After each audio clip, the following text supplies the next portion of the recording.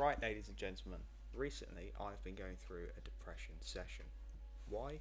Because I'm bored. Why? Because some fella in China ate a bat and now Lana Rhodes is in my autocorrect. A sentence I never quite thought I'd say, but here we are. So, the other week, not only was I bored generally, but my internet went down. I cried, I died, and then I tried to think of a way to pass the time. Some of you would have said go outside, some of you are idiots, there's a pandemic on. But me, my big brain, realised there is a way to play video games without the internet. Is it loading up a story game? Maybe a bit of God of War? Love a bit of God of War. No. It's playing Rocket League against bots, so here we are. So, this is Rocket League Seasons, essentially playing multiple matches against different bots, different teams, in the aim of winning the playoffs and the championship, like American sports. So I was building my team here, sorting out the logo, sorting out the players, and there's only one name I could possibly choose.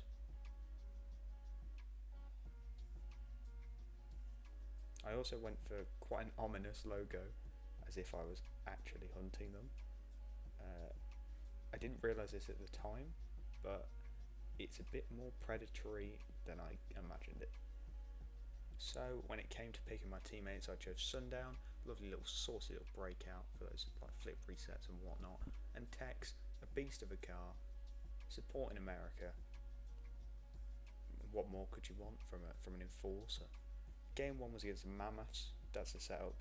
It's the league table. We've got the league table, all the teams' records. The teams with the best records go through to the playoffs, etc., etc. Kicking off this match, and I immediately whiff. What else was I going to do realistically? We got demoed straight away. These bots weren't having any of it. And the first goal of the series didn't come from me. Came from one of my bots, Sundown. Lovely little finish. Double tap from Tex. And there he was, just waiting, lashed it in. Some say he's a bit too good for this season. Here we go again for the second goal, which I can only describe as the best pinch ever. Pure power, pure speed, lovely little wall pinch. You know how it'd be. 2-0. Sundown continued to outshine me by playing a lovely pass, which I just butchered. And then did make up for it though with a lovely unstoppable finish. You just don't save those. I then actually conceded to a bot. Not my proudest moment, but it wasn't really my fault. He produced the biggest fake ever. Look at this. Just sold him an absolute dream. Sent him to buy a hot dog. I was nowhere to be seen. I can't be blamed for that. The bots had enough of my aerial crap and just decided to just bump me out of the game completely. Oh wait, no they didn't. I'm back. I'm always back. Guess who's back? It's not some shady. It's HMT Belly. And that meant game 1 was a wrap. Easy dubs for the hunters of the MILFs. So games 2, 3 and 4 all went as expected. Relatively easy wins. Relatively. By game 2 my own teammates got fed up with me. I was trying to fake the computer generated bot. Sundown just wasn't having it. Now, you might be wondering why I have a picture of Tex on the screen. And that's because over these past 4 games, I began to notice a pattern. My lovely gun-touting, flag-shagging American friend here, Tex, was scoring goals. And when I say he was scoring goals, I mean he was scoring goals.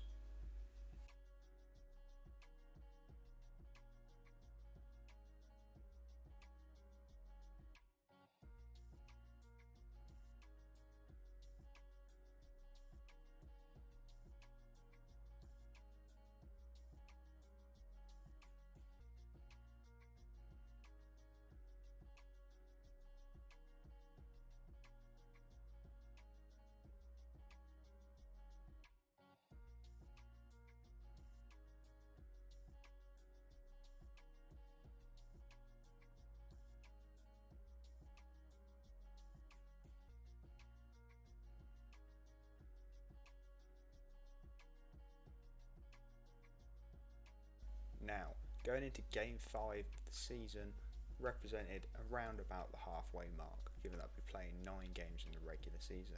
At this point, we were top of the table. However, a team below us, known as the Seekers, were also unbeaten. They were sitting at 4-0, right below us, and they were building up to be our rivals for the season. But Game 5 started off about as expected against Skyhawks. There weren't anything special. Tex pulled this out of the bag, just absolutely dunked on them. The boy's a monster.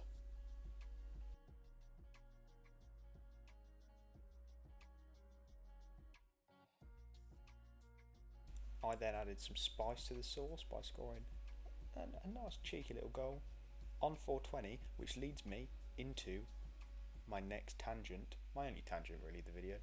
I tend to go off on tangents, but this one is a genuine tangent, and it's something I've discussed with Jake about 420. Nothing about the actual drugs or like 420 YouTube, don't worry, I'm not blazing it up. But I have a theory, a Rocket League theory. And this theory is that at 420, Psyonix give everyone some sort of aimbot.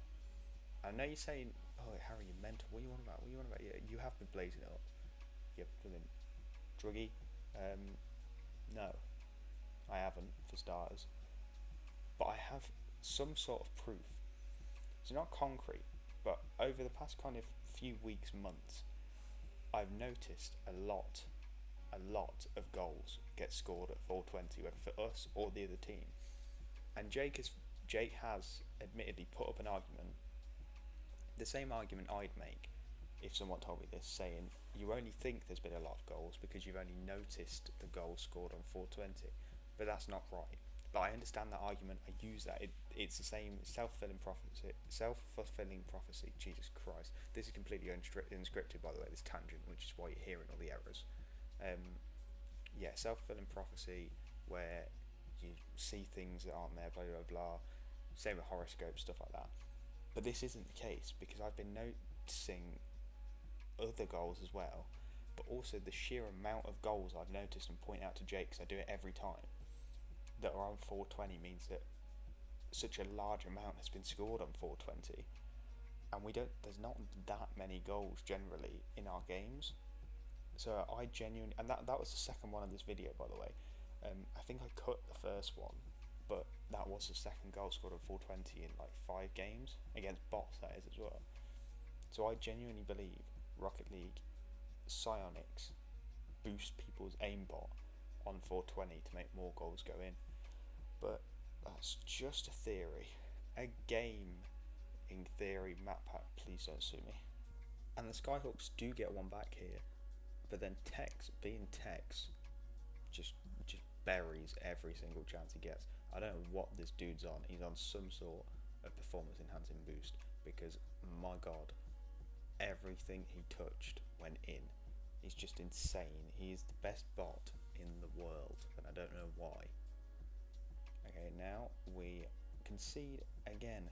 2-2. No, 3-2. God, I'm crap at reading. Did begin to panic a little bit when they started coming back. 240, whatever. I've got a goal out here, but I'm not going to go back and have a look, because me being me, miss perfectly nice open net, as I do all the time, and then I go and score a ceiling shot. A pretty nice backboard ceiling shot. If you want anything to sum up me in Rocket League, that 5-second clip, that's it. Tex once again produced an insane finish. That is perfect. That is the perfect finish. Right off the corner between the crossbar and the post. Straight down into the net. I don't know what they feed this man, but he's just mental. So, at the end of Game 5, we ended up winning 6-3 and keeping the unbeaten run alive about halfway through the season. We then went and played games 6 and 7, and it went as expected, more easy wins pretty much. nothing too shocking. Hadn't come across any bots as good as Tex yet. Game 8 though, against the Express, the penultimate game of the season, was a little bit more interesting.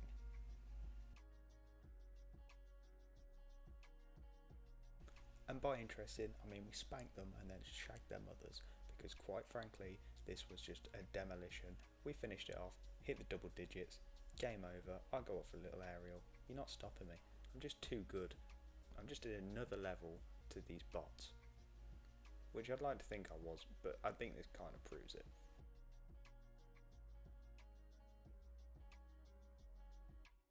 This game finished 10-3, penultimate game of the season, going into, you guessed it, the final game of the season against the Seekers, who had actually lost their last game, meaning they could only match our record. They couldn't go and beat it anymore, but it was still the game of the season.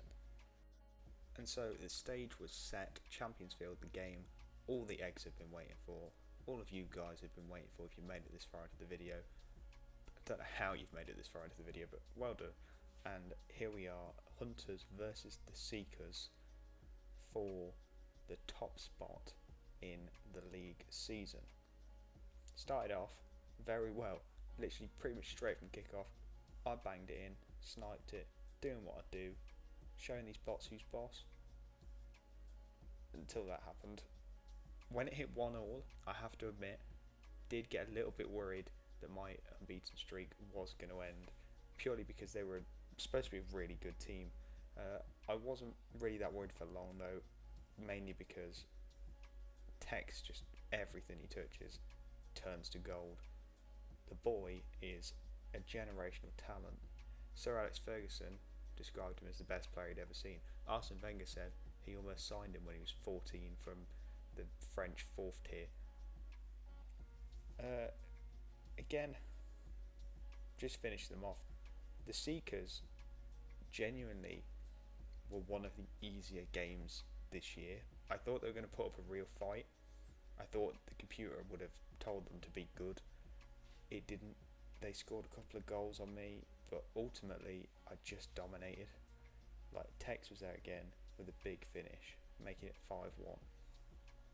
And this game was just non-stop, goal after goal after goal.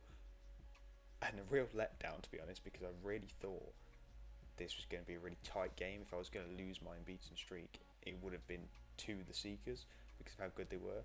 But they were just pretty generic and naff compared to some of the other people we had. Like the Monarchs put up a better fight than this. I think game 7. I thought I was going to lose this game, especially when it got to 1-1. But just there was no competition. We were just too good. I am aware that I am saying that as a champ player against bots, but there we go. Congratulations, we're into the playoffs. You'd love to see it. First game of the playoffs against the Rebels. We've already beaten them once. We're going to do it again. Easy peasy. Now, the other leg of the semi-finals in the playoffs were, because only 4 teams go through, were the Seekers versus the Dragons. The Dragons going through in third, and the Seekers obviously second behind me. We started off the game really strong. Tex again, like, he was just so good, and I don't know why or how. Like, obviously he should have saved that, but like Tex was just mad. I did my usual trick, get in front of the net, absolutely with it. Don't worry though, Tex is there to finish it off, as per usual. The boy's a genius. He's just so good. The less said about that, the better. We move, and then Sundown off the bar and in. Like, my teammates were just good. They just were. Like, I didn't expect them to be good. I thought the teammates would be worse than the bots I was playing with to kind of help even it out. But no, they were just genuinely really good. This game got really tight though. I was genuinely worried I was going to bottle this, especially at 3-2. But I knew deep down, Sundown and Tex wouldn't let that happen. They're too good to let us lose to a bunch of rebels. You know what I mean? They're just another level. That shot was actually quite nice. I'll give myself that. And we came away with a win. as expected, which meant we headed into the final against who else but our old enemies, the Seekers. That's right. Despite getting battered by us, they've made it back to the playoffs for the rematch of the century. I want to say on Champions Field, but it wasn't. It was on Mansfield. Here we go. Hunters versus Seekers for the championship title. We were ready for anything they could throw at us, except this.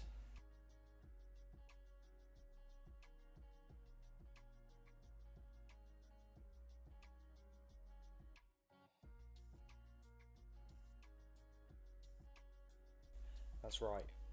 With 3 minutes on the clock left, we were 5-0 down in the championship final, and I promise, on my heart, I was playing properly. I wasn't trying to throw to make some mad comeback. This was me playing properly, getting battered 5-0 in the championship final. I was genuinely quite upset because I thought we'd completely bottled it. But you know what I did? I turned up and I turned on. I brought the A game. 2 minutes on the clock, 5-2. I believed in myself, made some cracking little saves. Then what do? Bang it straight up the pitch. Tex is on my right. I know he is. I know he's coming in. I got that little bump. Here he comes. Boyakasha. Tex, 5-3, 2 minutes left. We believed we could get it done. And because we believed, ladies and gentlemen, we achieved we could get it done. Doesn't make sense, but it does in my head. 5-4, 1 minute 30 left on the clock. We've got this in the bag. We just had to believe. Or did we? Yes, we did. Why would I say that if we didn't? Come on, use your head. 5-all, 1 minute 23 left. You know how it be. Here we go. Just under a minute left.